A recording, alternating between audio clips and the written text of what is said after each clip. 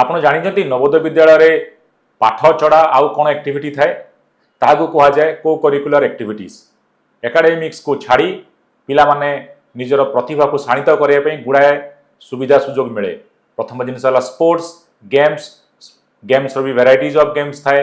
ଆପଣ kho kho, cricket, kabaddi, basketball, table tennis, football, volleyball, hockey ସବୁ ଜିନିଷ ଖେଳିବାର ସୁବିଧା ଥାଏ। ତାକୁ ଛାଡ଼ି painting, music, vocal, yoga, taekwondo ये सबू जिनिसर सुविधा थाए।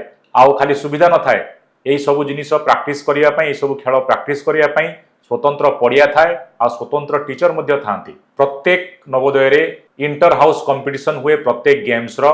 तापर पेंटिंग रो भी इंटर हाउस कंपटीशन हुए, वोकाल म्यूजिक रो हुए, क्विज रो हुए, एक्सटेम्पोर हुए। प्रति बुधवार दिन ताकू सीसीए डे कहुए, को करिकुलर एक्टिविटीज डे। से दिन ये इंटर हाउस कंपटीशन मान अनुष्ठित हुए।